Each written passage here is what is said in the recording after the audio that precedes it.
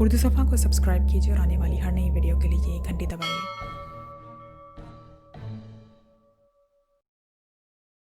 Master, ये बात मैंने इसलिए कही है कि आज आपका मूड ऑफ है और ऐसा मैंने बहुत कम देखा है। आपने जिस तरह इन लोगों से पूछ-कुछ की है, इनमें से मैंने अंदाज़ा लगाया है कि आप खुद ज़हनी तौर पर वाज़े नहीं हैं। जवाना बात करते करते यकलक संजीदा हो गया। मैंने आज ही तुम्हारी तारीफ की थी कि तुम में सीक्रेट एजेंट बनने के जरासीम पैदा होने लग गए हैं। की थी ना ये बात मैंने? इमरान ने कहा। यस मास्टर, जवाना ने ऐसे लहजे में कहा जैसे उसे समझ ना आ रही हो कि इमरान का इस बात से मकसद क्या है। लेकिन ये बात मैंने इसलिए नहीं की थी कि तुम एक ही छलांग में सीक्रेट एजेंट बन जाओ। हमारी मुकामी ज़बान का एक मुहावरा है कि सहज यक्के सो मीठा हो। मतलब ये कि जो फल आहिस्ता आहिस्ता पकता है वो मीठा होता है। इमरान ने मुस्कुराते हुए कहा। लेकिन मास्टर, मैंने तो ऐसी कोई बात नहीं की जिससे आपने ये मतलब लिया हो। जवाना ने कहा। कमाल है, तुमने मेरा मूड भी चेक कर लिया, पूछ-कुछ का अंदाज भी परख लिया और ये भी चेक कर लिया है कि मैं खुद ज़हनी तौर पर वाज़े नहीं हूँ। ये सारी बातें बता रही हैं कि तुमने छोटा मोटा मुझे ऐसा सीक्रेट एजेंट बनने के बजाय कर्नल फरीदी बनने का फैसला कर लिया है। इमरान ने मुस्कुराते हुए कहा और फिर उससे पहले कि जवाना कुछ कहता, अचानक इंटरकॉम की घंटी बज उठी और इमरान ने हाथ बढ़ाकर रिसीवर उठा लिया। यस, इमरान ने कहा। बॉस, राना हाउस के सामने 4 कारें आकर रुकी हैं और इनमें से मैग्नम मिसाइल पर तार निकलकर तेजी से राना हाउस के गिर्द फैल रहे हैं। उनकी तादाद 12 के करीब है। उन्होंने मैग्नम मिसाइल अपने जिस्म पर पड़े हुए बड़े बड़े कपड़ों के अंदर छुपा रखे हैं, लेकिन सर्चिंग मशीन ने उनकी मौजूदगी चेक कर ली है। मैंने मुकम्मल हिफाजती सिस्टम ऑन कर दिया है। जवाना, अगर आपके पास हो तो उसे मेरे पास भेज दें। दूसरी तरफ से जोसेफ की तेज तेज आवाज़ सुनाई दी और इमरान बेख्तियार उछल कर खड़ा हो गया। जोसेफ, मैग्नम मिसाइल फायर होने से पहले इन पर 3 डक्ट रेस फायर कर दो फौरन, इमरान ने चीख कर कहा और रिसीवर को रिल्डर पर पटक कर वो तेजी से दरवाजे की तरफ दौड़ पड़ा। मेरे साथ आओ जवाना, राना हाउस पर इंतहाई जदीद और खौफनाक मिसाइलों का हमला होने वाला है, इमरान ने दरवाजे की तरफ बढ़ते हुए जवाना से कहा। और फिर अभी वो दोनों दरवाजे तक पहुंचे ही थे कि यकलख्त इंतहाई तेज गिड़गिड़ाहट के साथ कान फाड़ धमाके हुए और उन्हें यूं महसूस हुआ जैसे किसी ने उन्हें हवा में उछाल कर नीचे पटक दिया हो। नीचे फर्श पर गिरते ही उन्होंने उछलकर उठने की कोशिश की, लेकिन दूसरे लम्हे इमरान को यूं महसूस हुआ जैसे उसके जिस्म पर लाखों टन वजनी चट्टानें आ गिरी हों। उसके साथ ही उसके हवास उसका साथ छोड़ गए। उसके जहन पर तारीक चादर इंतहाई बरकरफ्तारी से फैलती चली गई। डिक्सन ने कार एल्बर्ट रोड पर वाक़िया ओल्गा सिनेमा की पार्किंग में जाकर रोकी और फिर कार को लॉक करके उसने पार्किंग बॉय से टोकन लिया और एतमीनान से चलता हुआ सिनेमा के बैरूनी दरवाजे की तरफ बढ़ गया। सिनेमा में दाखिल होते हुए उसने सड़क की दूसरी तरफ मौजूद किलानुमा इमारत को देख लिया था और माइकल ने जो पता बताया था उसके मुताबिक यही इमारत राना हाउस थी और इसी में एंथोनी को अगवा करके ले जाया गया था। सिनेमा के बैरूनी गेट से निकलकर वो साइड पर मौजूद एक रेस्टोरेंट की तरफ बढ़ता चला गया जिसके पूरे फ्रंट पर शीशे की दीवार थी। वो इत्मीनान से इस रेस्टोरेंट में दाखिल हुआ और फिर शीशे के सामने एक खाली कुर्सी पर बैठ गया। अब वो किलानुमा इमारत और उसके सामने सड़क का पूरा हिस्सा उसकी नजरों में था। वेटर को उसने कॉफी लाने का कह दिया। शानदार इमारत है, हो सकता है कि यही सीक्रेट सर्विस का हेडक्वार्टर हो, डिक्सन ने इमारत का जायजा लेते बड़बड़ाकर कहा। दूसरे लम्हे वो अपने ही ख्याल में खुद चौंक पड़ा। ओह, अगर ये सीक्रेट सर्विस का हेडक्वार्टर है फिर तो इसमें इंतहाई जदीद हिफाजती इंतजामात भी होंगे। फिर तो ये हमला नाकाम रह जाएगा, डिक्सन ने बड़बड़ाते हुए कतरे परेशान से लहजे में कहा। इसी लम्हे वेटर ने कॉफी के बर्तन उसके सामने लगाने शुरू कर दिए। तुम यहाँ कब से काम कर रहे हो? डिक्सन ने वेटर से पूछा। जी, गुज़िश्ता 6 सालों से जनाब। क्यों जनाब, मुझसे कोई गलती हो गई है क्या? वेटर ने परेशान से लहजे में जवाब देते हुए कहा। ओ नहीं, दरअसल मैं यहाँ पहली बार आया हूँ। ये सामने वाली इमारत देखकर मुझे हैरत हो रही है कि इस कदर अजीमुल शान इमारत में मैं ये पूछना चाहता था कि क्या ये कोई सरकारी इमारत है या किसी प्राइवेट आदमी की मलकियत है? डिक्सन ने कहा। ओ जनाब, ये प्राइवेट मलकियती इमारत है जनाब, राना हाउस कहलाती है। किसी राना तहूर अली संदूकी की मलकियत बताई जाती है। राना साहब को तो हमने कभी नहीं देखा, अलबत्ता इस इमारत में 2 दियो हेकल हबशी रहते हैं। कभी कभार एक साहिब जिनका नाम अली इमरान है यहाँ आते जाते रहते हैं, वेटर ने जवाब दिया, फिर वापस मुड़ गया। پھر ٹھیک ہے، پرائیویٹ عمارت ہے تب تو ٹھیک ہے، ڈکسن نے انتہائی مطمئن لہجے میں کہا اور کافی بنانے میں مصروف ہو گیا۔ لیکن ابھی اس نے کافی بنا کر اس کا ایک گھونٹ لیا تھا کہ اس نے سرخ رنگ کی 4 کاروں کو ریسٹورانٹ کے بالکل سامنے آ کر تیزی سے رکتے ہوئے دیکھا۔ کاروں کے دروازے کھلتے ان میں سے لمبے قد اور بھاری جسم کے مالک لیکن انتہائی پھرتیلے افراد باہر نکلے۔ ان کے کاندھوں پر بڑے بڑے کپڑے پڑے ہوئے تھے۔ ان میں سے 4 تو دوڑ کر سڑک کے اس کنارے پہ چلے گئے اور عمارت کے گیٹ کی طرف بڑھنے لگے، جبکہ باقی 8 افراد میں سے 4 دوڑ کر اس عمارت کی ایک طرف موجود پتلی گلی اور 4 دوسری طرف موجود گلی میں دوڑتے چلے گئے۔ ان کے انداز میں انتہائی پھرتی اور اعتماد تھا۔ ڈکسن کافی پینا بھول گیا اور سمجھ گیا کہ یہ لوگ عمارت پر میزائلوں سے حملہ کرنا چاہتے ہیں اور انہیں یقیناً مائیکل نے ہائر کیا ہوگا۔ اور پھر چند لمحوں بعد اچانک سامنے موجود 4 افراد نے کاندھوں پر موجود کپڑوں میں سے عجیب سی ساخت کی بڑی بڑی گنیں نکالیں اور پھر تیز دھماکوں کے ساتھ ہی راکٹ نما ہتھیار ان گنوں کی عجیب ساخت کی چوڑی نالوں سے نکل کر عمارت کے اندر گرنے لگے اور اندر کی طرف تیز گڑگڑاہٹ اور انتہائی خوفناک اور کان پھاڑ دھماکوں کی آوازیں سنائی دینے لگی۔ وہ 4 افراد 2 میزائل فائر کر کے بجلی کی سی تیزی سے واپس اپنی کاروں کی طرف آئے۔ بازار میں ان اچانک دھماکوں کی وجہ سے بھگدڑ سی مچ گئی تھی۔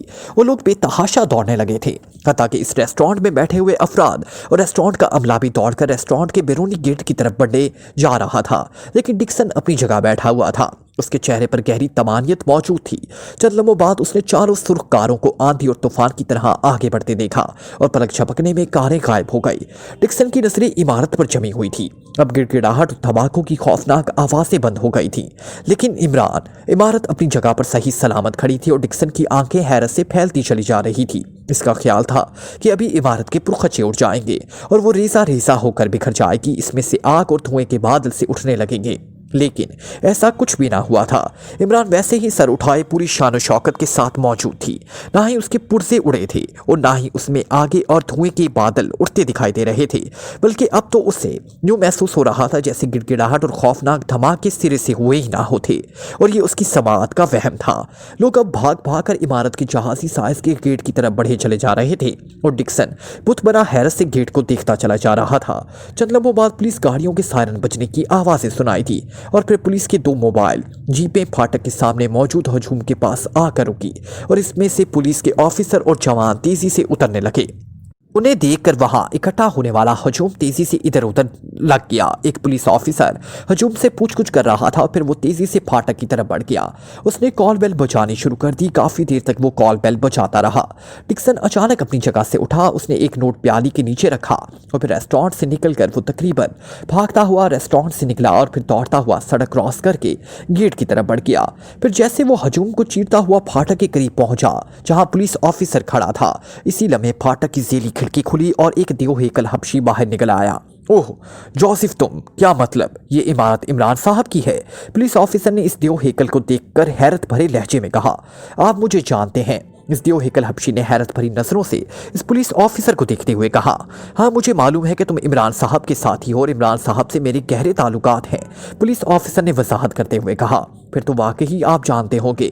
بہرحال یہ رانا ہاؤس ہے اور عمران صاحب کے دوست رانا صاحب کی ملکیت ہے۔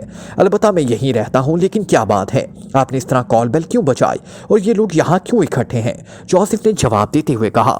ہم گشت پر تھے کہ ہمیں ادھر سے خوفناک دھماکوں کی آوازیں سنائی دی۔ جب ہم یہاں آئے تو یہ ہجوم یہیں اکٹھا تھا۔ یہ بتا رہے ہیں کہ یہ دھماکے کی عمارت کے اندر ہوئے ہیں اور کچھ لوگ کاروں پر آئے تھے۔ انہوں نے کوئی راکٹ وغیرہ اندر پھینکے تھے۔ کیا مسئلہ ہے؟ اندر کیا ہوا ہے؟ پولیس آفیسر نے اپنے مخصوص لہجے میں پوچھا۔ نہ ہی یہاں دھماکے ہوئے ہیں اور نہ کوئی چیز اندر پھینکی گئی ہے اور آپ جا سکتے ہیں۔ جوزف کا لہجہ یکلک سرد ہو گیا تو اس کے ساتھ ہی وہ مڑا اور دوسرے لمحے پھاٹک کی ذیلی کھڑکی بند ہو گئی۔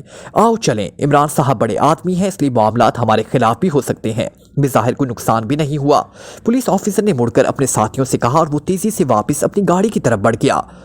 چند لمحوں بعد دونوں گاڑیاں سٹارٹ ہو کر تیزی سے آگے بڑھ گئی اور پھر ہجوم بھی مختلف باتیں کرتا ہوا چھٹنے لگ گیا تو ڈکسن ہونٹ بھینچتے واپس سینما کی طرف مڑ گیا۔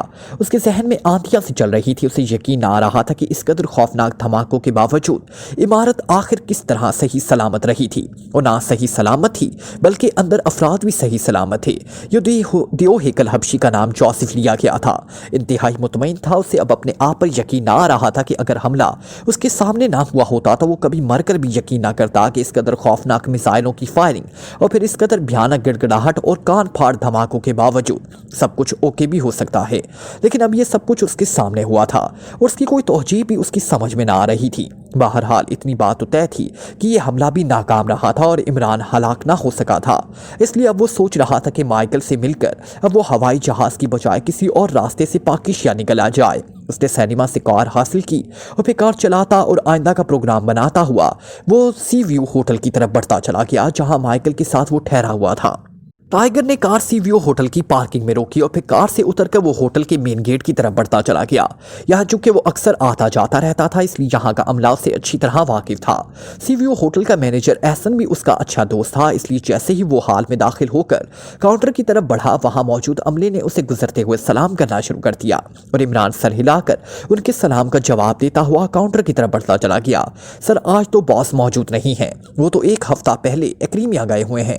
کاؤنٹر بوائے نے ٹائیگر کے وہاں پہنچتے ہی مسکراتے ہوئے کہا، اچھا مجھے تو اس نے نہیں بتایا، بہرحال یہ بتاؤ مائیکل موجود ہے اپنے پورشن میں؟ ٹائیگر نے مسکراتے ہوئے کہا، مائیکل ہاں وہ موجود ہے لیکن آپ پہلے تو اس سے کبھی نہیں ملے۔ کاؤنٹر بوائے نے حیرت بھرے لہجے میں کہا، جب احسن موجود ہو تو مائیکل سے کون ملنا پسند کرے گا، لیکن اب جب کہ احسن نہیں ہے تو پھر مائیکل سے بہرحال ملا جا سکتا ہے۔ ٹائیگر نے مسکراتے ہوئے کہا تو کاؤنٹر بوائے نے بھی بے اختیار ہنس پڑا، ایسی بات نہیں جناب، اگر باس موجود نہیں ہے تو کیا ہوا، آپ جو حکم دے وہ بہرحال ہو جائے گا۔ کاؤنٹر بوائے نے جواب دیتے ہوئے کہا، نہیں احسن کی عدم موجودگی میں نہیں، بہرحال اس مائیکل کا دفتر کہاں ہے مجھے ذرا تفصیل سے بتا دو، میں اسے اچانک جا کر ملنا چاہتا ہوں۔ ٹائیگر نے کہا، ان کے دفتر کا راستہ تو اکبی طرف باہر سے ہے لیکن اندر سے بھی ایک خاص راستہ ہے، اب بہرحال آپ کے لیے تو وہ خفیہ نہیں ہو سکتا، میں جانی کو بلاتا ہوں، وہ آپ کو اس خاص راستے سے اس کے دفتر تک چھوڑ آئے گا۔ کاؤنٹر بوائے نے کہا اور پھر وہ ہال کی طرف غور سے دیکھنے لگا۔ چند لمحوں بعد اس نے ہاتھ کے اشارے سے دور ایک کونے میں کھڑے ہوئے آدمی کو بلایا، یہ سپروائزر تھا۔ جانی یہ بھی ٹائیگر کو جانتا تھا، اس نے قریب آ کر ٹائیگر کو سلام کیا۔ جانی ٹائیگر صاحب کو خاص راستے سے مائیکل کے دفتر تک پہنچا آؤ۔ کاؤنٹر بوائے نے جانی سے مخاطب ہو کر کہا، یس سر، آئیے سر، جانی نے مسکراتے ہوئے کہا اور تیزی سے بائیں طرف جاتی ہوئی راہداری کی طرف مڑ گیا۔ راہداری کے اختتام پر دائیں دیوار پر ایک دروازہ تھا جو بند تھا۔ جانی نے اس دروازے کے سامنے پہنچ کر ہاتھ اٹھایا اور دروازے کے اوپر والے حصے پر لگے ہوئے ایک چھوٹے سے بٹن کو دبایا تو دروازہ بے آواز کھلتا چلا گیا۔ اسی طرف ایک راہداری تھی جو آگے جا کر مڑ جاتی تھی۔ موڑ کر جب وہ آگے بڑھی تو اس راہداری کے اختتام پر بھی ایک دروازہ تھا۔ اس دروازے کے اوپر بھی اس طرح بٹن موجود ہیں جناب، اس سے یہ دروازہ کھل جائے گا اور آپ چھوٹی سی راہداری کراس کر کے مائیکل کے آفس تک پہنچ جائیں گے۔ جانی نے کہا، شکریہ جانی، ٹائیگر نے مسکراتے ہوئے کہا اور جیب سے ایک نوٹ نکال کر اس نے زبردستی جانی کی یونیفارم کی جیب میں ٹھونس دیا۔ او جناب، اس کی کیا ضرورت ہے؟ جانی نے انکسرانہ لہجے میں کہا، کوئی بات نہیں جانی، جاؤ تم اب، ٹائیگر نے مسکرا کر اس کے کاندھے پر تھپکی دیتے ہوئے کہا اور جوری سلام کر کے واپس چلا گیا۔ ٹائیگر آگے بڑھا، اس نے دروازے کے اوپر لگے ہوئے اس چھوٹے سے بٹن کو دبایا اور دروازہ کھول کر دوسری طرف راہداری میں آ گیا۔ یہ چھوٹی سی راہداری تھی جس کے اختتام پر ایک اور دروازہ تھا، لیکن دروازہ بند نہ تھا، ذرا سا کھلا ہوا تھا۔ یہ کیسے ہو سکتا ہے؟ جیکب کے میزائلوں کا فائر ہو اور عمارت صحیح سلامت رہ جائے۔ دروازے کے قریب پہنچتے ہی دوسری طرف سے مائیکل کی تیز آواز سنائی دی تو ٹائیگر یکلخت ٹھٹک کر رک گیا۔ اوہ، حیرت ہے، بہرحال ڈکسن صاحب وہاں پہنچے تھے یا نہیں؟ چند لمحوں کی خاموشی کے بعد مائیکل کی آواز دوبارہ سنائی دی۔ خاموشی شاید اس لیے ہوئی تھی کہ دوسری طرف سے جیکب فون پر بات کر رہا تھا اور ظاہر ہے یہ آواز ٹائیگر نہ سن سکتا تھا۔ ٹائیگر دروازے کے ساتھ لگ کر کھڑا ہو گیا۔ ڈکسن کا نام سن کر اس کی آنکھوں میں یکلخت چمک سی ابھر آئی۔ یہ ٹھیک ہے، اگر ڈکسن صاحب نے خود یہ حملہ ہوتے دیکھا ہے تو ٹھیک ہے، ورنہ وہ شاید یقین ہی نہ کرتے۔ اب وہ کہاں ہیں؟ چند لمحوں کی خاموشی کے بعد مائیکل کی آواز سنائی دی۔ اوکے ٹھیک ہے، تم اب واپس اپنے اڈے پر چلے جاؤ، اب تمہارا وہاں رکنا ٹھیک نہیں، وہ لوگ اب لامحالہ باہر چیکنگ کریں گے اور یہ عمران انتہائی خطرناک آدمی ہے، تم فوراً واپس چلے جاؤ۔ اوکے، مائیکل کی آواز سنائی دی اور عمران کا نام سن کر ٹائیگر نے بے اختیار ہونٹ بھینچ لیے۔ اب کسی حد تک بات اس پر واضح ہو رہی تھی۔ چند لمحوں بعد نمبر ڈائل ہونے کی آوازیں سنائی دے رہی تھی۔ ہیلو، رابرٹ سے بات کراؤ، میں مائیکل بول رہا ہوں۔ چند لمحوں بعد مائیکل کی آواز سنائی دی۔ हेलो रॉबर्ट, तुम्हारे आदमियों का मिसाइलों का हमला नाकाम रहा है। ना ही इस इमारत को कोई नुकसान पहुंचा है और ना ही अंदर मौजूद अफराद हलाक हुए हैं। माइकल की आवाज़ सुनाई थी। अब मैं क्या कह सकता हूं, वजह तुम खुद बेहतर तौर पर समझ सकते हो। वैसे अगर तुम्हें मेरी बात पर यकीन ना आ रहा हो तो अपना आदमी भिजवा कर खुद चेक करा लो, माइकल ने कहा और एक बार फिर खामोशी तारी हो गई। नहीं रॉबर्ट, ये असूल के खिलाफ है। अब बाकी आधी रकम की अदायगी नहीं हो सकती। Very sorry. माइकल की नाखुशगवार सी आवाज़ सुनाई थी। उसके साथ ही रस्सी वरक जाने की आवाज़ सुनाई थी। उसके साथ कुर्सी खिसकने की आवाज़ सुनाई थी तो टाइगर ने दरवाजे को लात मारी और दरवाज़ा एक धमाके से खुलता चला गया और टाइगर उछलकर अंदर दाखिल हो गया। उसने माइकल को मेज़ की साइड से निकलकर बाहर आते हुए देखा। वो दरवाज़ा खुलने का धमाका और टाइगर को अंदर आता देखकर ठटक कर रुक गया। तुम टाइगर, इस रास्ते से, माइकल ने हैरत भरे लहजे में कहा। उसके साथ ही उसका हाथ शाम की सी तेजी से कोट की जेब की तरफ बढ़ने लगा। खबरदार माइकल, अपने हाथ को रोक लो वरना तुम जानते हो कि मेरा निशाना कैसा है, टाइगर ने गुर्राते हुए कहा। उसके साथ ही उसने अपनी जेब में पड़ा हुआ हाथ बाहर निकाल लिया। उसके हाथ में रिवॉल्वर चमक रहा था। क्या मतलब, तुम क्यों ऐसा कर रहे हो? तुम्हारी मुझसे क्या दुश्मनी है? माइकल ने इस बार कतरे हिरासा से लहजे में कहा। मेरी तुमसे क्या दुश्मनी हो सकती है माइकल? मैं तो तुमसे मिलने आया हूं, लेकिन तुम्हारा अंदाज और तुम्हारा रवैया ऐसा है जैसे मैं तुम्हारा दुश्मन हूं, टाइगर ने मुंह बनाते हुए कहा। लेकिन तुम इधर से क्यों आए हो? सामने के रास्ते से क्यों नहीं आए? इस बार माइकल ने कतरे मुतमईन लहजे में कहा। मैं एहसन से मिलने आया था, लेकिन यहां पहुंचकर पता चला कि वो एक्रीमिया गया हुआ है, तो मैंने सोचा कि तुमसे मिल लूं। अब कौन लंबा चक्कर काटता, इसलिए मैं इधर आ गया हूं। लेकिन आखिर तुम्हें इधर से आने में क्या एतराज है? टाइगर ने मुस्कुराते हुए कहा और बात करते हुए वो आगे भी बढ़ता रहा था, इसलिए वो अब माइकल के करीब पहुंच गया था। वो दरअसल मैं, माइकल ने कुछ कहना चाहा लेकिन फिक्रा मुकम्मल होने की बजाय उसके हलक से चीख निकली और वो चीखता हुआ उछलकर पहलू के बल कुर्सी पर गिरा और फिर कुर्सी पर ही झुक सा गया। टाइगर ने अचानक इस पर हाथ छोड़ दिया था। कुर्सी पर एक लम्हे के लिए झुकने के बाद वो जैसे ही सीधा हुआ, टाइगर ने उसे गर्दन से पकड़ा और माइकल की एक बार फिर चीख कर मारकर हवा में उड़ता हुआ मेज के दूसरी तरफ कालीन पर गिरा और चंद लम्हे तड़पने के बाद यकलख्त साकित हो गया।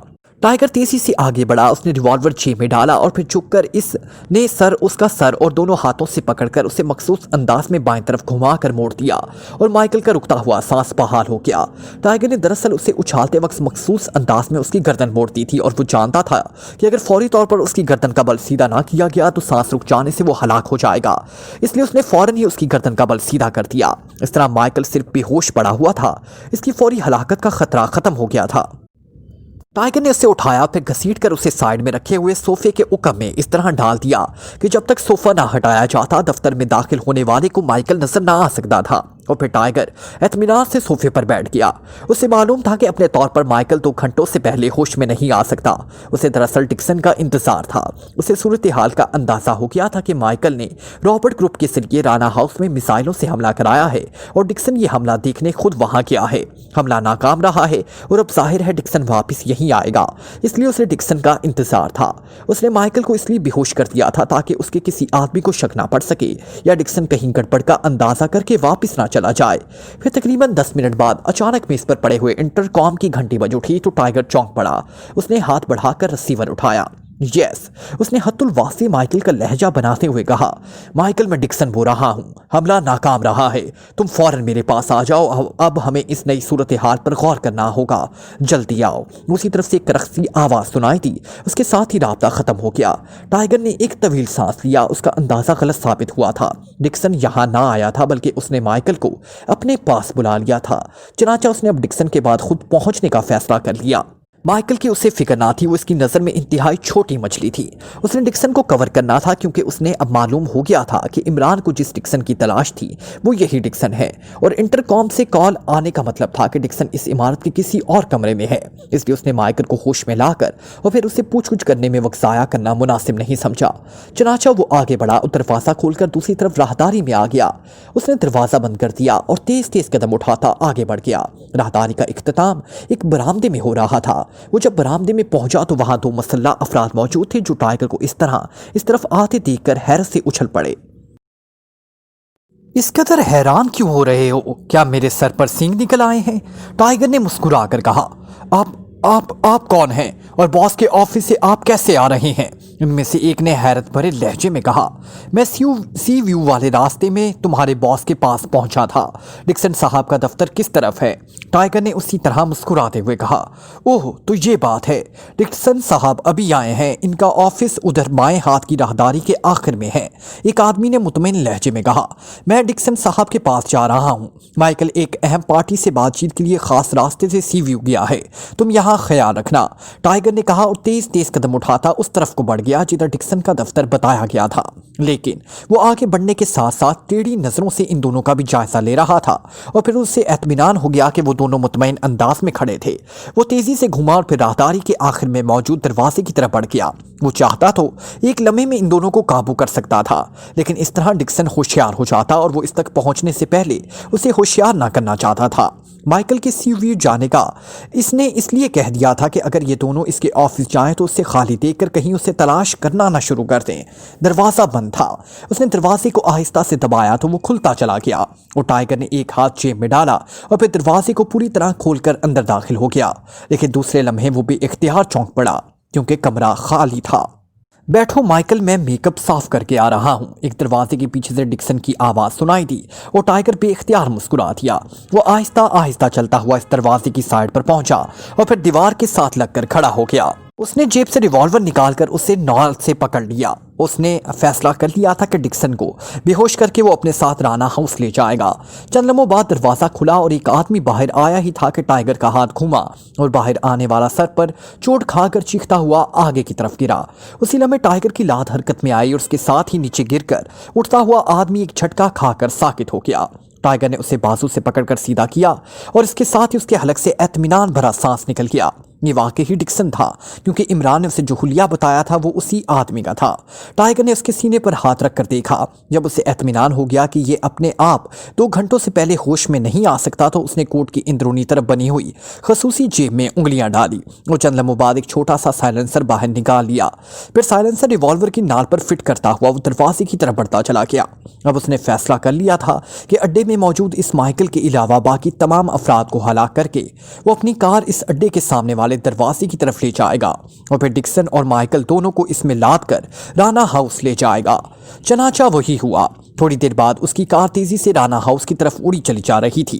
उखपी सीटों के दरमियान डिक्सन और माइकल बेहोशी के आलम में एक दूसरे के ऊपर पड़े हुए थे। उनके ऊपर टाइगर ने डिग्गी से तरपाल निकाल कर डाल दी थी ताकि रास्ते में उन्हें कोई चेक न कर सके। इमरान की आंखें खुली तो एक लम्हे के लिए तो उसके जहन में वही गिड़गिड़ाहट और खौफनाक धमाकों की आवाज़ें गूंजती रही, लेकिन फिर आहिस्ता आहिस्ता उसे महसूस होने लगा कि ये आवाज़ें उसके जहन में बाज़गश्त के तौर पर सुनाई दे रही हैं, जबकि उसके इर्द गिर्द का माहौल पुरसकून था। उसके साथ साथ ही वो बेइख्तियार एक झटके से उठकर बैठ गया। उसने एक नज़र इधर उधर डाली और उसके साथ ही उसके मुंह से बेइख्तियार इत्मीनान का एक तवील सांस निकल गया। वो जिस कमरे में बेड पर बैठा हुआ था ये कमरा राना हाउस का ही था और ये कमरा इमरान अक्सर इमरजेंसी की सूरत में अपने आराम के लिए इस्तेमाल करता था। कमरे में वो अकेला था। जवाना उसके साथ ना था, इसलिए अपने जिस्म पर नजरें डाली तो ये देखकर उसे मजीद इत्मीनान हो गया कि उसका जिस्म सही सलामत था। कहीं भी किसी तरह की चोट का निशान मौजूद नहीं था। इसने बेड से उठने के लिए टांगे नीचे की ही थी कि दरवाज़ा खुला और जोसेफ अंदर दाखिल हुआ। आपको होश आ गया बॉस? वैसे अब मैं ये सोच कर आया था कि अब तक अगर आपको होश नहीं आया तो मैं ताहिर साहब को फ़ोन कर दूंगा, जोसेफ ने मुस्कुराते हुए कहा। मेरा तो ख्याल था कि अब मेरी आंख जन्नत में खुलेगी जहां खूबसूरत हूरें दिलकश फूलों के हार लिए खड़ी मुस्कुरा रही होंगी, जिस्म पर इंतहाई नफीस जितना जन्नती लिबास होगा। लेकिन शायद मेरी किस्मत में कोई गड़बड़ है कि आंख खुलते ही फिर तुम नजर आने लग गए हो और तुम्हें देखकर मुझे जहन्नुम का दार दोगा याद आ जाता है, इमरान ने मुंह बनाते हुए कहा। जब आप जन्नत में जाएंगे तो मैं भी लाजमन वहां आपके साथ ही हूँगा, क्योंकि आका को जन्नत में भी गुलाम की बहरहाल ज़रूरत तो पड़नी ही है, जोसेफ ने मुस्कुराते हुए जवाब दिया।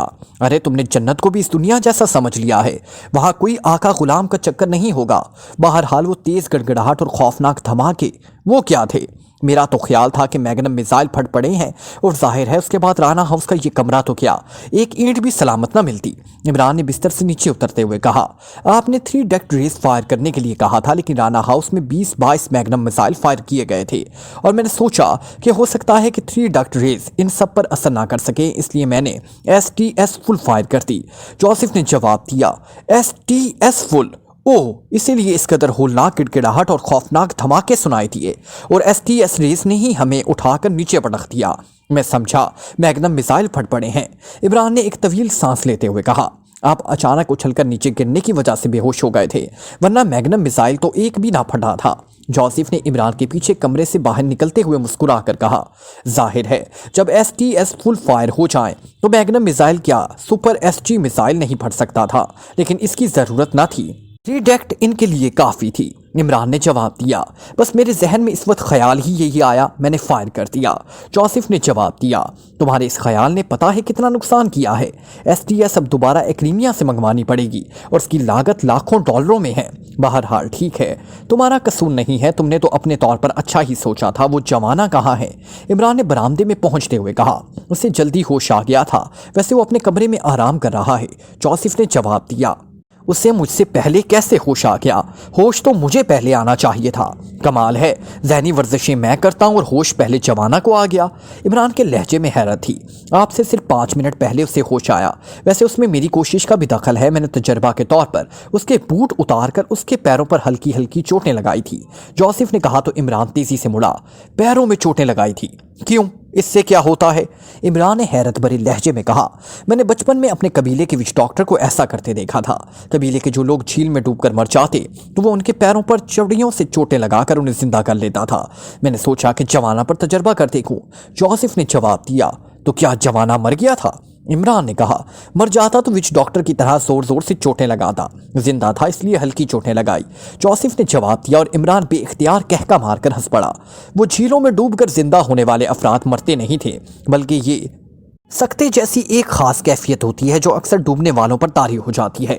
इस कैफियत में जहनी और एहसाबी निज़ाम दोनों बैक वक्त जाम हो जाते हैं और इनको चालू करने के लिए पैरों के तलवों पर चोट लगाई जाती है, क्योंकि पैरों के तलवों में मौजूद रगों का ताल्लुक बराह रास्त दिमाग से होता है और शायद इसलिए जवाना का जहन भी जल्दी होशियार हो गया।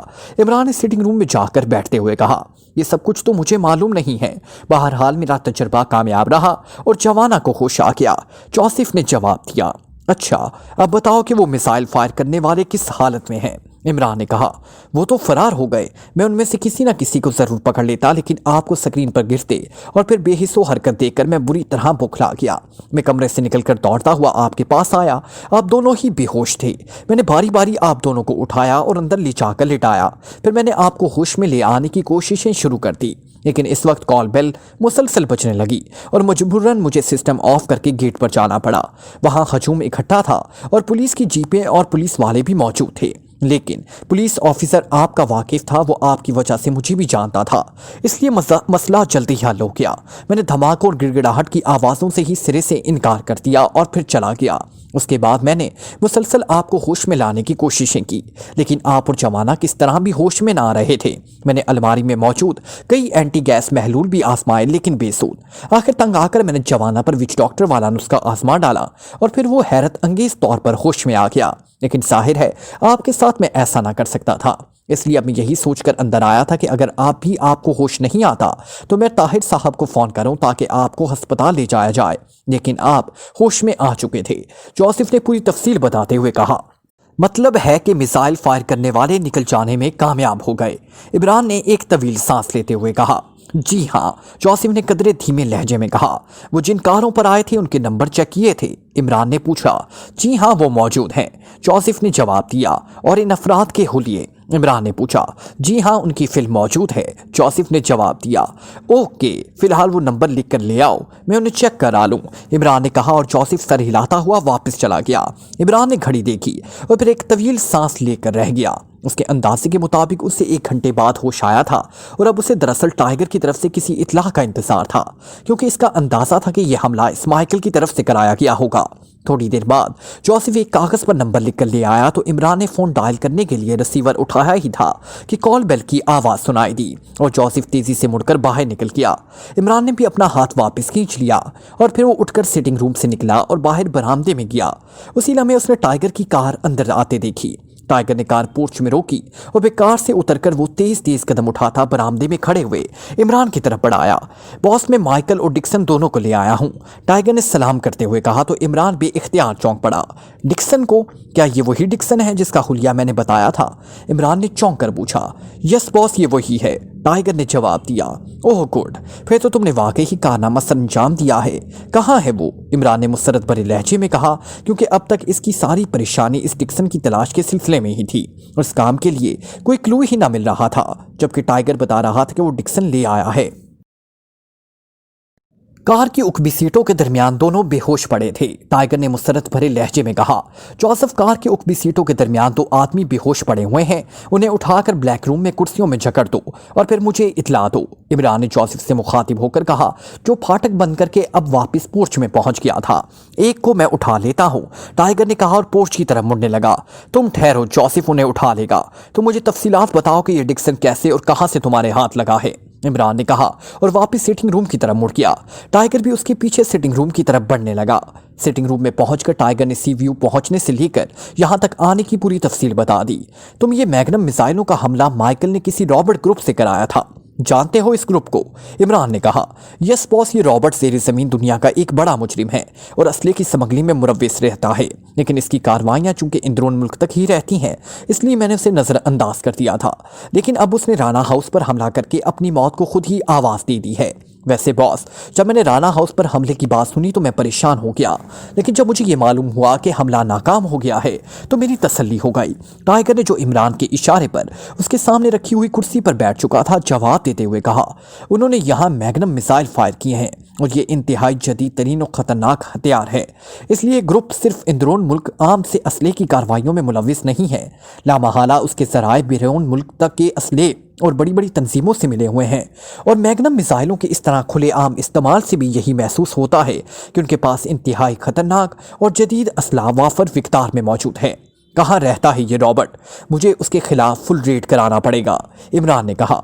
पाकिस्तान के शुमाली इलाके में एक आम सा होटल है, रेड रोज होटल, ये उसका मालिक है, वहीं रहता है। वैसे इस होटल के नीचे उसने खुफिया जुआ खाना और बार भी बनाया हुआ है, टाइगर ने जवाब दिया। उसके असले के स्टोर कहाँ हैं? इमरान ने पूछा। इसी होटल के नीचे तहखाने में वहाँ असले के स्टोर मौजूद हैं, इसके अलावा कहीं मौजूद हो तो मैं कह नहीं सकता। वैसे अगर आप कहें तो मैं जल्द ही मालूम कर लूँगा, टाइगर ने जवाब देते हुए कहा। नहीं, ये काम इंटेलिजेंस करेगी। अब सारे काम करने का ठेका हमने तो नहीं उठा लिया, इमरान ने जवाब दिया और फ़ोन की तरफ हाथ बढ़ा दिया। तो आप सुप्रीडेंट फयाज को इतला देंगे, लेकिन बॉस, इंटेलिजेंस के अफराद से तो इन लोगों के खासे ताल्लुकात होते हैं, टाइगर ने जवाब देते हुए कहा। नहीं, मैं बराह रास्त डैडी को इतला दूंगा, फिर डैडी खुद ही सब कुछ संभाल लेंगे, इमरान ने कहा और रिसीवर उठाकर उसने नंबर डायल करने शुरू कर दिए। जी साहब, दूसरी तरफ से आवाज़ सुनाई तो इमरान पहचान गया कि बोलने वाला उनकी कोठी का सबसे बूढ़ा मुलाजिम अहमदीन है। उसने कोठी में फ़ोन किया था क्योंकि इस वक्त दफ्तर का वक्त ख़त्म हो चुका था। मैं मरकज़ी सेक्रेटरीट से बोल रहा हूँ, साहब से बात कराओ, इंतहाई ज़रूरी सरकारी बात करनी है, इमरान ने लहजा और आवाज़ बदल कर बात करते हुए कहा, लेकिन उसके लहजे में ऐसा तहमकानापन था जैसे वो मरकज़ी सेक्रेटरीट का कोई बड़ा अफसर हो। जी साहब, होल्ड ऑन करें, दूसरी तरफ से जवाब दिया। हेलो, अब्दुल रहमान बोल रहा हूं। चंद लम्हों बाद इमरान के डैडी की आवाज़ सुनाई दी। आप सेंट्रल इंटेलिजेंस के डायरेक्टर जनरल साहब हैं, इमरान ने इसी तरह बदले हुए लहजे में कहा। हाँ, तुम कौन हो? दूसरी तरफ से सर अब्दुल रहमान ने चौंक कर पूछा। मैं पाकिस्तान का एक हमदर्द बोल रहा हूँ जनाब, पाकिस्तान के शुमाल इलाके में एक होटल है रेड रोज, मैं वहाँ से बोल रहा हूँ, मेरा नाम आज़म है जनाब, इमरान ने कदरे मोहतबाना लहजे में कहा। क्या बात है, क्यों फ़ोन किया है? सर अब्दुल रहमान के लहजे में हैरत थी। सर, मैं आपको असले के एक बहुत बड़े रैकेट के बारे में इतला देना चाहता हूँ। इस रैकेट का सरबराह रॉबर्ट है, जो इसी होटल रेड रोज का मालिक है। वैसे तो ये आम सा होटल है, लेकिन इसके नीचे तहखानों में इंतहाई जदीद तरीन और इंतहाई ख़तरनाक असले के ढेर स्टोर शुदा मौजूद हैं। लेकिन इस रॉबर्ट के आपकी इंटेलिजेंस के अफसरों से ताल्लुकात हैं, इसलिए अगर आपने ये काम अफसरों के ज़िम्मे डाल दिया तो फिर रेड रोज़ पर रेड कामयाब नहीं हो सकता, इमरान ने कहा। तुम अपने मुतालिक पूरी तफसील बताओ, वरना मेरा वक्त ज़ाया मत करो, सर अब्दुल रहमान ने खुश्क लहजे में कहा। आपकी बात दुरुस्त है कि आप खुफिया कालों पर कार्रवाई नहीं किया करते, लेकिन मैं आपको अपने मुतालिक ज़्यादा तफसील नहीं बता सकता। صرف اتنا بتا سکتا ہوں کہ میں اس رابرٹ کا شریک کار ہوں، لیکن اس سے جھگڑا ہو گیا ہے، اس لیے میں آپ کو مخبری کر رہا ہوں۔ اب آپ کی مرضی، چاہے یقین کریں یا نہ کریں۔ خدا حافظ، عمران نے کہا اور رسی ورق دیا۔ کیا آپ کے ڈیڈی اب کارروائی کریں گے؟ ٹائیگر، جو لاؤڈر کی وجہ سے ساری گفتگو سن رہا تھا، بول پڑا۔ وہ پہلے اپنے کسی بااعتماد مخبر کے ذریعے تصدیق کریں گے، پھر ریڈ کریں گے۔ بہرحال اب کام ہو جائے گا، عمران نے مسکراتے ہوئے جواب دیا۔ اسی لمحے جوزف اندر داخل ہوا۔ باس دونوں کو کرسیوں میں جکڑ دیا ہے، جوزف نے کہا۔ اوکے، آؤ ٹائیگر، عمران نے کہا اور کرسی سے اٹھ کر کھڑا ہوا۔ ٹائیگر بھی سر ہلاتا ہوا کرسی سے اٹھا اور پھر عمران کے پیچھے چلتا ہوا کمرے سے باہر آ گیا۔ بڑی سی کار پستان کالونی کی طرف اڑی چلی جا رہی تھی۔ ڈرائیونگ سیٹ پر عمران تھا، جبکہ سائیڈ سیٹ پر چوہان بیٹھا ہوا تھا۔ عقبی سیٹ پر صدیقی اور خاور تھے اور ان کے درمیان ایک 9-10 سال کا بچہ بیٹھا ہوا تھا، لیکن اس کے چہرے سے ہی دکھائی دے رہا تھا کہ وہ خاصا بیمار ہے۔ آنکھیں اندر کی طرف دھنسی ہوئی ہیں، چہرے کا زرد رنگ تھا، لیکن اس کے باوجود اس کے چہرے پر مسرت اور آنکھوں میں چمک تھی۔ وہ اس طرح کھڑکی سے باہر دیکھ رہا تھا جیسے علاقے کو، عمارتوں کو پہچاننے کی کوشش کر رہا ہو۔ تھوڑی دیر بعد کار بوستان کالونی میں داخل ہوئی۔ بوستان کالونی کو دیکھ کر بچے کی آنکھوں میں انتہائی تیز چمک ابھر آئی، لیکن وہ بولا نہیں، بس دیکھتا ہی رہا۔ بوستان کالونی کی سڑکوں پر گھومنے کے بعد کار ایک کوارٹر کے سامنے جا کر رک گئی۔ ہاں، یہی میرا گھر ہے، یہی میرا گھر ہے، اچانک بچے نے چیختے ہوئے کہا۔ اس کا چند لمحے پہلے زرد پڑا ہوا چہرہ یکلخت پکے ہوئے ٹماٹر کی طرح سرخ ہو گیا تھا۔ وہ مسلسل چیخے چلا جا رہا تھا۔ خدایا تیرا شکر ہے، تو واقعی اپنے بندوں پر بے رحم، بے حد کریم اور بے حد ہی رحیم ہے، عمران نے ایک طویل اطمینان بھرا سانس لیتے ہوئے کہا۔ عمران صاحب، آپ کا اندازہ درست ثابت ہوا، یہ تو واقعی ہی بول پڑا ہے، صدیقی نے مسرت بھرے لہجے میں کہا۔ ہاں، مجھے اندازہ تھا کہ اس کی زبان نفسیاتی دباؤ اور خوف کی وجہ سے بند ہے۔ یہ جب اپنے ماں باپ سے ملے گا تو یقیناً مسرت کی زیادتی کی وجہ سے اس کی بند زبان کھل جائے گی، لیکن یہ سب اللہ کا فضل ہے کہ صرف گھر کا دروازہ دیکھ کر ہی یہ بول پڑا۔ عمران نے مسرت بھرے لہجے میں کہا۔ میرے ابو، میری امی، مجھے باہر جانے دو، لڑکے نے اب اپنے دونوں اطراف میں بیٹھے ہوئے صدیقی اور خاور سے انتہائی منت بھرے لہجے میں کہا۔ ابھی تم یہاں بیٹھو بیٹے، اگر تم اچانک اپنے امی اور ابو کے سامنے چلے گئے تو ہو سکتا ہے وہ خوشی سے مر جائیں۔ ہم پہلے تمہاری امی اور ابو سے بات کر لیں، پھر تمہیں ان کے پاس لے چلیں گے، عمران نے اسے سمجھاتے ہوئے کہا۔ نہیں، مجھے ابھی لے چلو، ابھی، بچے نے ضد کرتے ہوئے کہا۔ ابھی نہیں، عمران نے کہا اور پھر وہ کار کا دروازہ کھول کر نیچے اتر آیا۔ چوہان، تم کار چلا کر اسے اگلے موڑ پر روک لو، میں پہلے اس کے والد اور والدہ کا لیول کر لوں، ورنہ اچانک اس بچے کے سامنے جانے سے وہ واقعی مر بھی سکتے ہیں اور میں نہیں چاہتا کہ اس خوشی کے موقع پر کوئی اور حادثہ ہو جائے، عمران نے چوہان سے کہا اور چوہان سر ہلاتا ہوا کھسک کر ڈرائیونگ سیٹ پر بیٹھ گیا اور دوسرے لمحے کار تیزی سے آگے بڑھ گئی۔ عمران نے آگے بڑھ کر بند دروازے پر دستک دی تو چند لمحوں بعد دروازہ کھلا اور دروازے پر احمد دی نظر آیا۔ اوہ جناب، آپ، احمد دی نے عمران کو دیکھتے ہی انتہائی مسرت بھرے لہجے میں کہا اور باہر آ گیا۔ عمران نے بڑے گرم جوشانہ انداز میں اس سے مصافحہ کیا۔ میں بیٹھک کھولتا ہوں جناب، احمد دی نے کہا اور تیزی سے مڑ کر واپس کمرے کے اندر چلا گیا۔ چند لمحوں بعد ہی ساتھ ہی موجود بیٹھک کا دروازہ کھل گیا اور عمران اندر داخل ہوا۔ اس کی نظریں ایک بار پھر کاغذ پر رکھے ہوئے بچے کی فوٹو پر پڑی اور اس کے لبوں پر مسکراہٹ ابھر آئی۔ کمرے کا فرنیچر وہی پہلے والا تھا اور کمرے میں کوئی تبدیلی نہ آئی تھی۔ بیٹھیے جناب، میں آپ کے لیے پینے کے لیے کچھ لے آتا ہوں، احمد دی نے کہا۔ نہیں، اس تکلیف کی ضرورت نہیں ہے، میرا آدمی تمہیں رقم دے گیا تھا، عمران نے کہا۔ جی ہاں جناب، بڑی بھاری رقم تھی، آپ نے بھی بڑی رقم دی تھی، میں آپ کا کس طرح شکریہ ادا کروں، آپ تو میرے اور میری بیوی کے لیے رحمت کا فرشتہ ثابت ہوئے ہیں، ہمارے دلوں میں سے تو اٹھتے بیٹھتے آپ کے حق میں دعائیں نکلتی رہتی ہیں، احمد دی نے جواب دیا۔ تمہاری صحت بہرحال پہلے سے بہتر نظر آ رہی ہے، لیکن کمرے کی حالت وہی ہے، کم از کم اس میں نیا فرنیچر ہی خرید کر رکھوا لیتے، عمران نے مسکراتے ہوئے کہا۔ جناب، آپ کی دی ہوئی اور آپ کی بھیجی ہوئی رقم سے میں نے اپنی بیوی کا علاج کرایا ہے، وہ بیچاری موت کے دہانے پر پہنچ گئی تھی، کیونکہ میرے پاس اتنی رقم نہ تھی کہ میں اس کا صحیح معنوں میں علاج کراتا، لیکن جب رقم ملی تو میں نے سب سے مہنگے ہسپتال میں اسے داخل کروایا اور اب جناب وہ پوری طرح صحت مند ہو گئی ہے، میں اسے بلاتا ہوں جناب، وہ تو مجھ سے کہتی ہے کہ مجھے آپ کے پاس لے چلو، لیکن میں تو آپ کے بارے میں کچھ نہیں جانتا تھا، احمد دی نے کہا اور پھر اس سے پہلے کہ عمران اسے منع کرتا وہ تیزی سے اٹھا اور دوڑتا ہوا اندرونی دروازے میں غائب ہو گیا اور عمران بھی اختیار مسکرا دیا۔ چند لمحوں بعد وہ واپس آیا اور اس نے آگے بڑھ کر بیٹھک کا دروازہ بند کر دیا۔ دوسرے لمحے ایک عام سی گھریلو عورت اندر داخل ہوئی، اس کے چہرے پر سرخی موجود تھی اور نظریں جھکی ہوئی تھی۔ صحت یابی مبارک ہو بہن، اللہ کا فضل ہو گیا ہے، عمران نے مسکراتے ہوئے کہا۔ آپ کی بہت مہربانی ہے جناب، آپ تو ہمارے لیے رحمت کا فرشتہ ثابت ہوئے ہیں، میں ہر نماز کے بعد آپ کے لیے دعا مانگتی ہوں، ہم غریب لوگ ہیں، ہم تو آپ کو دعائیں ہی دے سکتے ہیں۔ اس عورت نے انتہائی تشکر بھرے لہجے میں کہا، یہ تو میرے لیے بہت بڑا خزانہ ہے بہن، خلوص بھری ایک دعا کا مقابلہ پوری دنیا کی دولت بھی نہیں کر سکتی۔ ویسے میں آپ کو ایک اور خوشخبری سنانے آیا ہوں، عمران نے مسکراتے ہوئے کہا تو دونوں میاں بیوی عمران کی بات سن کر بے اختیار چونک پڑے۔ اس بار اس عورت کی جھکی ہوئی نظریں بھی بے اختیار اوپر کوٹ گئی تھی۔ خوشخبری؟ ان دونوں کے منہ سے بیک وقت نکلا۔ ہاں بہت بڑی خوشخبری ہے، آپ کا بیٹا آصف زندہ ہے۔ عمران نے کہا تو وہ دونوں یکلخت اس طرح ساکت ہو گئے جیسے وہ انسان کی بجائے پتھر کے بت ہوں۔ کیا یہ خوشخبری نہیں ہے؟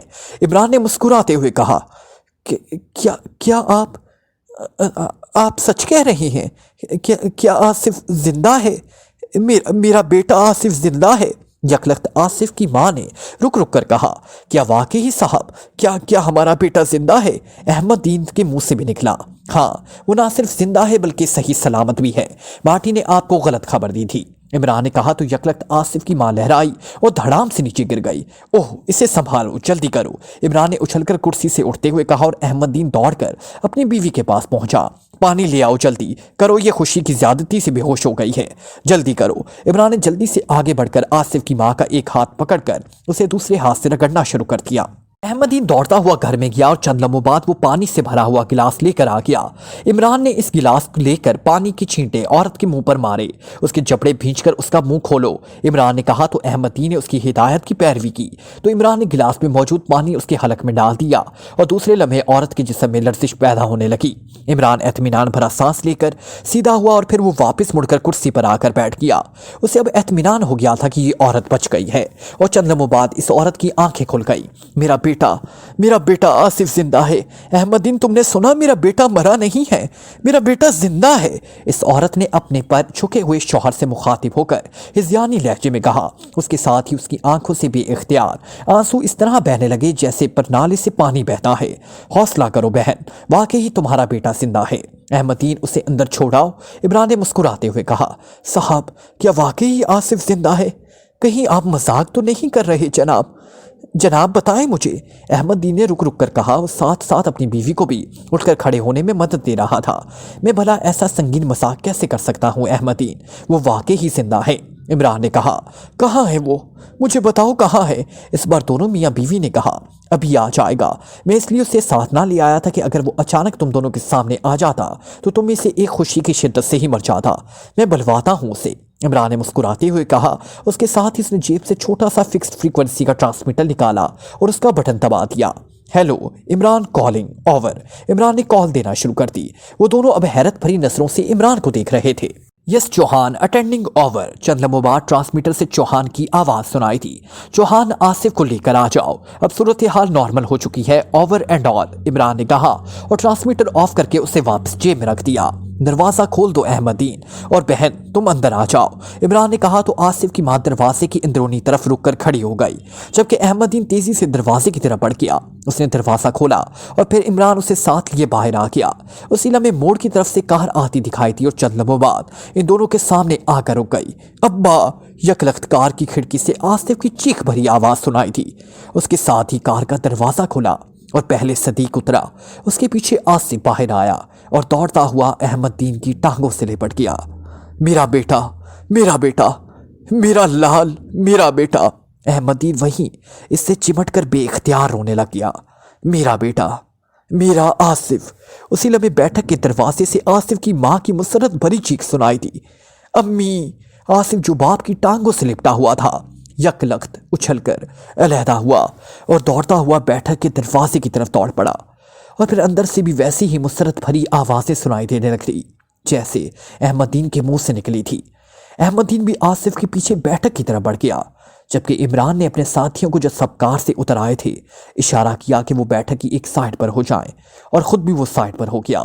عمران صاحب، شاید اس سے زیادہ خوبصورت اور مسرت بھرے لمحات اور نہیں ہو سکتے، چوہان نے مسکراتے ہوئے کہا۔ ہاں یہ سب سے بڑی مسرت ہے، اللہ تعالیٰ کی بڑی رحمت ہے، عمران نے کہا۔ اب چلیں عمران صاحب، صدیقی نے کہا۔ نہیں، یہ بچہ بیمار ہے، اس کے اندر تجرباتی دواؤں کا زہر موجود ہے، اس لیے میں احمدین کو بتانا چاہتا ہوں کہ آج وہ لوگ خوشیاں منا لیں، کل اس بچے کو ہسپتال میں داخل کرا دیا جائے گا ورنہ یہ لڑکا واقعی ہی مر جائے گا۔ इमरान ने कहा और सदीकी समेत बाकी साथियों ने अस्मात में सर हिला दिए। उसी लम्हे अहमदीन बाहर आ गया। आइए जनाब, आप बाहर क्यों खड़े हो गए? आइए अंदर आ जाइए, अहमदीन ने मुसरत भरे लहजे में कहा और इमरान अपने साथियों समेत अंदर बैठक में आ गया। जनाब, मैं आपका कैसे शुक्रिया अदा करूं? आपने हकीकतन हम दोनों को नई जिंदगी दी है। यकलख्त अहमदीन ने इमरान को हाथ पकड़कर उसे चूमते हुए कहा। अरे अरे भाई, अल्लाह ताला का शुक्रिया अदा करो, ये सब उसकी रहमत हुई है। इंसान तो बस वसीला बन जाते हैं। इमरान ने हाथ छुड़ाते हुए कहा। आप बैठें, मैं आपके लिए बोतलें ले आता हूँ, अहमदी ने बैरूनी दरवाजे की तरफ बढ़ते हुए कहा। नहीं, बैठो, तुमसे एक ज़रूरी बात करनी है, इमरान ने कहा और बाजू से पकड़कर उसे सामने कुर्सी पर बिठा लिया। जी साहब, अहमदी ने ज़रूरी बात का सुनकर कदरे परेशान होते हुए कहा। तुम्हारा बेटा आसिफ बीमार है, उसे कल हस्पताल में दाखिल कराना है। इसका वहाँ पूरा इलाज होगा, फिर ये सेहत याब हो जाएगा। आज तुम लोग उसे अपने पास रखो, कल वही आदमी आएगा जो तुम्हें रकम दे गया था। तुम अपनी बीवी को भी साथ ले लेना, वो आसिफ को हस्पताल में दाखिल कराएगा, उसकी माँ वहाँ उसके साथ रहेगी, अहमदीन ने कहा। इमरान ने कहा। ओ साहब, कहीं कोई खतरनाक बात तो नहीं? अहमदीन ने पूरी तरह घबराते हुए कहा। नहीं, अल्लाह का फजल है, खतरे वाली कोई बात नहीं। दरअसल मार्टी और इस जैसे लोगों को यहाँ से बच्चों को इस तरह ले जाकर वहाँ ग्रेटलैंड में ऐसी लेबॉर्ट्री वालों के हाथ फरोख्त कर देते थे जो इन पर नई अदवादियात के तजर्बात करते थे। ऐसे तजर्बात से बेशुमार बच्चे मर भी जाते थे। चूँकि ये सब काम खुफिया होता था, इसलिए उसे छुपाने के लिए ये उनकी माँ बाप को यहाँ इतला देते थे कि उनका बच्चा मर गया है, और माँ बाप रो पीट कर बैठ जाते थे। आसिफ को भी इस तरह फरोख्त कर दिया गया था। उसे वहाँ से छापा मारकर बरामद किया गया और अल्लाह का फजल है कि उसकी सेहत खतरे में नहीं है, लेकिन फिर भी उसका इलाज ज़रूरी है। इसके साथ के 50 बच्चे और भी बरामद हुए हैं, इनका इलाज भी उसके साथ होगा। तुम मर्द हो, इसलिए तुम्हें मैंने ये सारी बात बता दी, लेकिन तुम आसिफ की माँ को ये सब कुछ ना बताना। सिर्फ इतना कह देना कि आसिफ वहाँ जाकर बीमार हो गया था, इसलिए उसका इलाज हो रहा है। समझ गए हो? इमरान ने कहा। जी हाँ साहब, आपकी बहुत मेहरबानी जनाब, आपने ये नेकी का काम किया है, अहमदीन ने कहा। ये नेकी का काम तुम्हारी वजह से हुआ है अहमदीन, तुम भी इस नेकी में शामिल हो, इमरान ने मुस्कुराते हुए जवाब दिया। मैं वो कैसे जनाब? अहमदीन ने यकलख्त चौंक कर हैरत भरे लहजे में कहा। तुमसे वहाँ मार्टी के होटल में मुलाकात ना होती तो शायद हम इस खौफनाक गिरोह को ना पकड़ सकते। तुमसे मुलाकात के बाद हमने मार्टी को पकड़ने की कोशिश की, लेकिन मार्टी को कत्ल कर दिया गया, लेकिन हमें सुराग मिल गया था, इसलिए हम इस गिरोह के पीछे लगे रहे और आखिरकार हमने उनके सरगने को पकड़ लिया। इसकी इतला पर इन सफाक मुजरिमों के बड़े सरगने पकड़े गए और फिर जहाँ जहाँ से ये लोग बच्चे पकड़ते थे वहाँ की हुकूमतों को इतला दे दी गई। इस तरह पूरी दुनिया में इन सफाक मुजरिमों का खात्मा कर दिया गया। फिर उनसे मिलने वाली इतलात पर ग्रेटलैंड और दूसरे मुल्कों में वाक़या इन लेबॉर्ट्रियों की निशानदही हुई जहाँ इन बच्चों पर तजुर्बात किए जाते थे। वहाँ से बच्चे बरामद किए गए। वहाँ सैकड़ों बच्चे थे जिनमें हर मुल्क के बच्चे थे। अलबत्ता पाकिस्तान के 50 बच्चे मिले जिनमें ये आसिफ भी था। चूँकि मैंने इसकी तस्वीर देखी हुई थी इसलिए मैं उसे पहचान किया, इमरान ने जवाब दिया। ओह जनाब, इंतहाई जालिम लोग हैं जो इस तरह मासूम बच्चों को मारते हैं और उनके माँ बाप को सारी उम्र के लिए तड़पने पर मजबूर कर देते हैं, अहमदीन ने बेख्तियार झुरझुरी लेते हुए कहा। हाँ, ये वाकई ही इंतहाई जालिम और सफाक लोग हैं। बहरहाल अब पूरी दुनिया में इन जालिमों का खात्मा कर दिया गया है, इमरान ने कहा और कुर्सी से उठ खड़ा हुआ। इसने जेब में हाथ डाला और नोटों की एक गड्डी निकालकर इसने अहमदीन की तरफ बढ़ा दी। मेरी तरफ से इस रकम से मिठाई बांट देना और हाँ, फिक्र ना करना, आसिफ का इलाज हुकूमत की तरफ से होगा, इमरान ने इसका अंते थपकते हुए इसे कहा और अहमदीन की आंखों से एक बार फिर मुसरत की शिद्दत से आंसू निकल आए और इमरान मुस्कुराता हुआ बैरूनी दरवाजे की तरफ बढ़ गया। उसके चेहरे पर इंतहाई तमानियत भरे तासुरात थे। अल्लाह आपको इसकी जज़ा देगा जनाब, आप जैसे लोगों की वजह से ये दुनिया कायम है जनाब, अहमदीन ने दरवाजे से बाहर आते हुए इंतहाई तशक्कुर भरे लहजे में कहा। और तुम जैसे लोगों की पुरखुलूस दुआओं की वजह से हम कायम हैं, इमरान ने मुस्कुराते हुए जवाब दिया और इमरान के साथी बेइख्तियार हंस पड़े। अहमदीन भी बेइख्तियार मुस्कुरा दिया।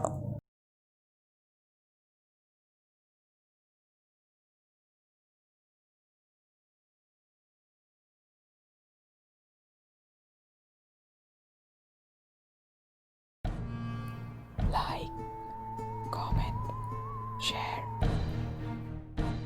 press the bell icon.